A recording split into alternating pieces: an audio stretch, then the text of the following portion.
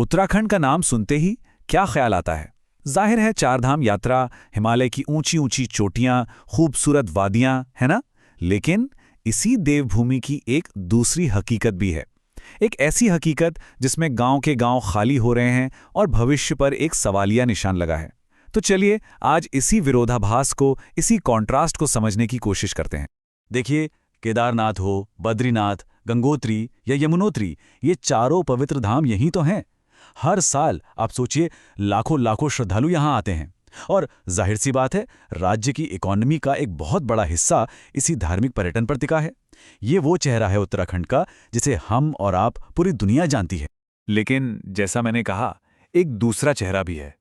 और वो क्या है? भूतिया गांवों का। जी हाँ, आपने सही सुना, गोस्ट विलेजेस। ये एक ऐसा सच है ना जो उस खूबसूरत तस्वीर से एकदम उलट है। और सच कहूं तो यही विरोधाभास उत्तराखंड की असली कहानी बताता है। तो इसे ऐसे समझिए कि असल में एक उत्तराखंड है ही नहीं, दो उत्तराखंड है। एक वो जो मैदानी इलाका है जहां शहर बस रहे हैं, इंडस्ट्रीज लग रही हैं, सब कुछ फल फूल रहा है। और फिर है दूसरा उत्तराखंड, पहाड़, जहां धीरे धीरे खामोशी पसर रही है, गांव खाली हो रहे हैं। और ये जो बंटवारा है ना, ये सिर्फ जमीन का नहीं है, ये मौकों का है, भविष्य का है। अब जरा इस आंकड़े पर गौर कीजिए। राज्य का 86% हिस्सा, 86% पहाड़ी है। अब इसका मतलब क्या हुआ? इसका सीधा मतलब है कि खेती करना बहुत मुश्किल है, सड़कें बनाना आसान नहीं, और गांव एक दूसरे से काफ़ी दूर दूर कटे हुए हैं। तो ये सिर्फ एक नंबर नहीं है, ये वो ज़मीनी हकीकत है जो वहाँ की ज़िंदगी, वहाँ की इकॉनमी और हाँ, वहाँ की पॉलिटिक्स सबको तय करती है। तो चलिए अब जरा और गहराई में उतरते हैं और देखते हैं कि ये जो भौगोलिक बंटवारा है, ये राज्य की अर्थव्यवस्था पर कैसे असर डालता है। मतलब पैसा आता कहाँ से है और जाता कहाँ है, ये समझना बहुत जरूरी है। यहाँ देखिए, पहाड़ और मैदान की खेती में जमीन आसमान का फर्क है। पहाड़ों में किसान बस जैसे तैसे गुजारे के लिए मंडुआ, सांवा जैसी पारंपरिक फसलें उगा पाता है। वहीं दूसरी तरफ मैदानों में होती है कमर्शियल फार्मिंग। गन्ना, गेहूं, बासमती चावल, ये वो फसलें हैं जो असल में राज्य की कृषि अर्थव्यवस्था की रीढ़ हैं। और ये जो फर्क है ना, वो इस चार्ट में और भी साफ हो जाता है। जरा देखिए, पहाड़ों में 10% से भी कम खेतों तक सिंचाई का पानी पहुंचता है। सोचिए, सब कुछ बस बारिश के भरोसे है। और मैदानों में 90% से ज्यादा खेत सिंचित हैं। मतलब कितना बड़ा गैप है, कितनी बड़ी असमानता है। तो इसका सीधा नतीजा क्या निकलता है? नतीजा ये है कि ओवरऑल देखें तो राज्य की अर्थव्यवस्था तो बढ़ रही है, लेकिन ये सारी ग्रोथ, ये सारा विकास कुछ ही मैदानी जिलों में सिमट कर रह गया है, जैसे देहरादून, हरिद्वार, उधम सिंह नगर। और पहाड़ मानो इस तरक्की की दौड़ में बहुत पीछे छूट गए हैं। और ये जो आर्थिक असंतुलन है ना, इसका एक बहुत ही गंभीर और सच कहूं तो दिल दहला देने वाला असर हुआ है। एक ऐसा असर जिसे हम घोस्ट विलेज या भूतिया गांव की घटना के नाम से जानते हैं। 734, ये सिर्फ एक आंकड़ा नहीं है, ये उन गांवों की गिनती है जो उत्तराखंड में आज पूरी तरह से वीरान हो चुके हैं, जहां दरवाजों पर ताले हैं, घरों में कोई नहीं रहता। स्थानीय भाषा में इसे कहते हैं पलायन। सोचिए, जब गांव में न नौकरी हो, न बच्चों के लिए अच्छे स्कूल हो और ना ही ठीक ठाक अस्पताल, तो लोग क्या करेंगे? मजबूरी में अपना घर, अपनी जमीन, अपनी जड़ें सब कुछ छोड़कर शहरों की तरफ चले जाते हैं। और नतीजा वही जो हम देख रहे हैं, हंसते खेलते गांव वीरान हो जाते हैं। अच्छा, पलायन की एक और वजह है जो उत्तराखंड के लिए बहुत खास है, और वो है वहां की सैन्य परंपरा। पहाड़ के लगभग हर घर से आपको कोई ना कोई फौज में मिलेगा।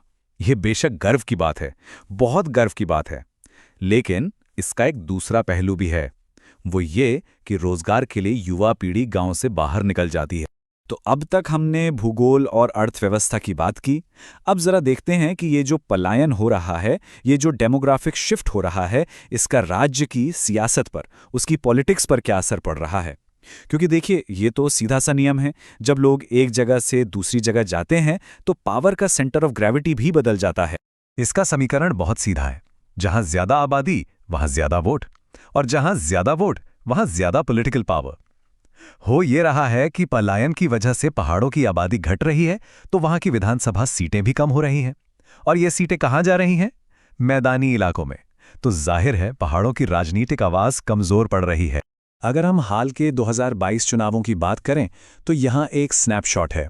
बीजेपी ने करीब 44.3% वोट शेयर के साथ सरकार बनाई और ये पहली बार हुआ कि किसी सरकार ने उत्तराखंड में रिपीट किया। कांग्रेस मुख्य विपक्षी पार्टी रही। तो ये राज्य का मौजूदा पॉलिटिकल मूड दिखाता है। और ये हैं राजनीति के कुछ बड़े चेहरे। बीजेपी की तरफ से मुख्यमंत्री पुष्कर सिंह धामी हैं, तो कांग्रेस की तरफ से पूर्व मुख्यमंत्री हरीश रावत एक बड़ा नाम है। इन्हीं मुख्य किरदारों के इर्द गिर्द राज्य की पॉलिटिक्स चलती है।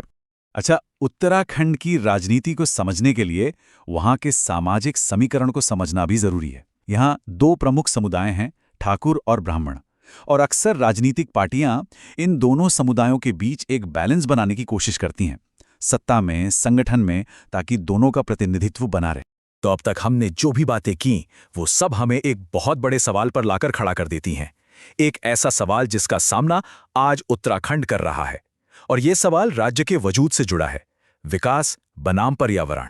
हाल में हमने जोशीमठ में जमीन धंसने की घटना देखी, सिलक्यार टनल में जो हादसा हुआ वो देखा। ये सब क्या है?